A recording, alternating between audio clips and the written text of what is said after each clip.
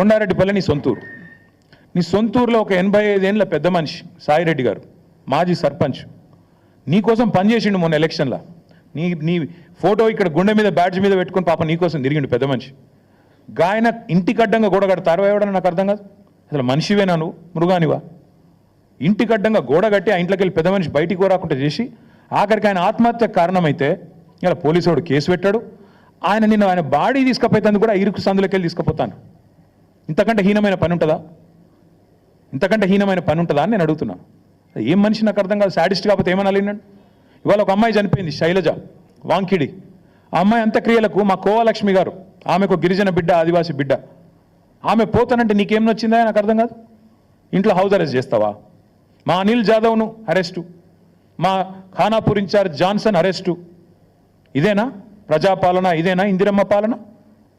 Emergency రోజులను తలపించే విధంగా ఇంటర్నెట్ షట్ డౌను, లగచర్లలో ఇంటర్నెట్ షట్ డౌన్, అక్కడ పోయి అర్ధరాత్రి పోయి బందిపోట్ల మీద దాడి చేసినట్టు నీ సొంత నియోజకవర్గంలో దాడులు. ఇందుకేనా నీ పరిపాలన? ఇంకా సిగ్గుమాలిన పని. నేను చెప్పిన మహబాద్లో 1 year కావస్తోంది. ఈ ముఖ్యమంత్రి ఎవరి కోసం పనిచేస్తున్నాడు?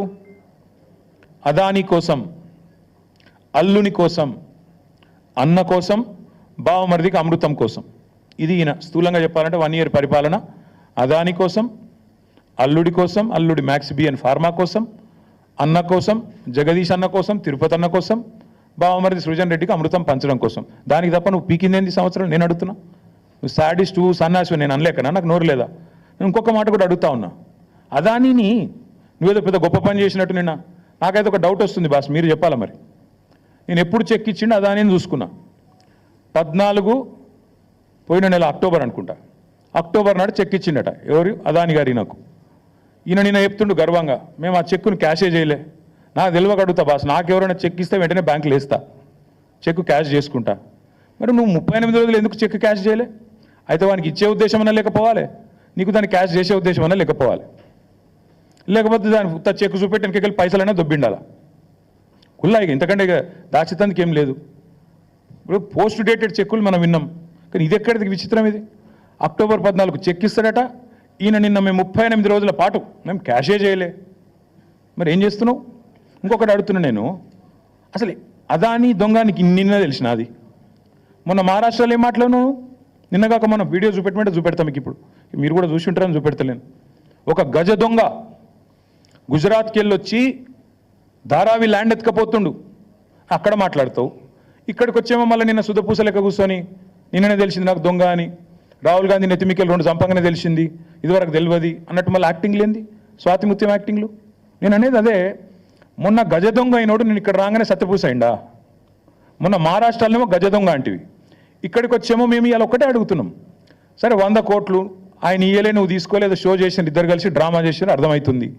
ఆ చెక్కు ఇయ్యలేదు, ఈయన వేయలేదు, అది క్యాష్ కాలేదు, నువ్వు వెనకకి ఇచ్చిందే లేదు. ఇక రెండోది 12,400 కోట్లు అందులో నువ్వు ఇచ్చిన లిస్టే. పంప్డ్ స్టోరేజ్ యూనిట్ అట. అది తెలంగాణలో పంప్డ్ స్టోరేజ్ పాలసీ ఉందా అండి? పంప్డ్ స్టోరేజ్ అంటే తెలంగాణలో పాలసీ ఉందా? మరి ప్రపోజల్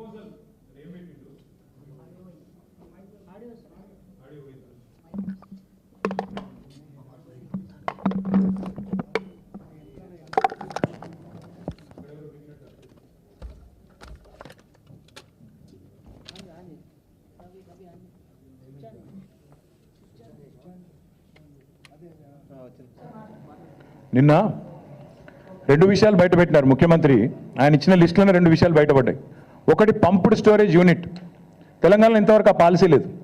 మరి పాలసీ లేకుండా అదాని కాడికి వెళ్ళి పైసలు ఎట్లా తీసుకుంటా అనుకున్నావు? పాలసీ లేకుండా ప్రపోజల్ ఎట్లా తీసుకున్నావు? నెంబర్ 1. నెంబర్ 2, కొడంగల్ ఇన్ని రోజులు అల్లుని కోసం అనుకున్నాం, ఇప్పుడు అదాని కోసం అంటే ఇప్పుడు తెలిసింది. 9 మిలియన్ టన్నుల ప్లాంటు కొడంగల్లో సిమెంట్ ప్లాంట్ పెడతారట. మొన్న రామన్నపేటలోనేమో మొత్తం ప్రజలు మరలబడ్డారు, ఇక్కడ సిమెంట్ ప్లాంట్ పెట్టద్దు అదానిది అంబుజా ప్లాంట్ అని. అక్కడ సిగ్గురాలి ఇంకా అది అట్లే పెడతారట, అందులో మూసీలకు కాలుష్యం పంపిస్తారట. ఇప్పుడు మీదికెళ్ళి కొడంగల్లో మళ్ళీ కొత్త దుకాణం, మళ్ళీ 9 మిలియన్ మెట్రిక్ టన్నుల ప్లాంటు అదానీ గారిది కొడంగల్లో. నేను అందుకే అంటున్నా, అల్లుని కోసం, అదానీ కోసం, అన్నల కోసం, బామ్మది కోసం, అమృతం పంచడం కోసమే పనిచేస్తున్నావు నువ్వు. ఇది అది ప్రూఫ్ నువ్వే ఇచ్చినావు. అసలు పంప్డ్ స్టోరేజ్ పాలసీ లేకుండా ఎట్లా తీసుకున్నావు? నువ్వు ఎట్లా తీసుకుంటున్నావు ప్రపోజలు? చెప్పండి. ప్రభుత్వం ప్రభుత్వానికి ఒక పాలసీ ఉండాలి కదా, నిర్దిష్టమైన విధానం ఉండాలి కదా. అదే లేకుండా ఎట్ట పిలుస్తున్నావా నువ్వు, నాకు అర్థం కాదు. దాంతోపాటు సరే నేను ప్రశ్నిస్తే నేను సైకో, నేను అడుగుతున్నా, తెలంగాణని ఒక దొంగోడికి దోచిపెడుతున్నావు కదా, ఒక గజ దొంగకు నువ్వు సన్నాసివా, శాడిస్టువా, ఏంటిది నువ్వు? మరి తెలంగాణ వనరులను ఇంత దుర్మార్గంగా దోచిపెడుతూ మీదికెళ్ళి ఇవాళ నువ్వేదో శుద్ధపూసం వచ్చేట్లని చెప్పినావు నిన్న. చెప్పి మళ్ళీ మీ అనుంగు పత్రికలు ఇవాళ వచ్చింది, Adani is here to stay. Adani ఉంటాడు, బరాబర్ ఉంటాడు. రాహుల్ గాంధీ నెత్తి మీద మొట్టికాయలు వేస్తే ఏదో పైకి ఒక 100 కోట్లు ఇచ్చి లోపల మాత్రం మళ్ళా పక్కా కొసరు అట్లా ఇచ్చినట్టు చేసి అసలు మాత్రం అట్లే ఉంటుంది అని చెప్పినట్టు ఇవాళ Adani is here to stay. నేను అడుగుతున్నా, మన హిండెన్బర్గ్ రీసెర్చ్ అనే రిపోర్ట్ ఎప్పుడు వచ్చిందండి? 3 నెలల కింద వచ్చింది. చదువు రాదా, అర్థం కాదా, నిన్ననే తెలిసింది అదాని దొంగ అని. మీరు రాహుల్ గాంధీ లబలబా అని మొత్తుకుంటూనే ఉన్నాడు కదా.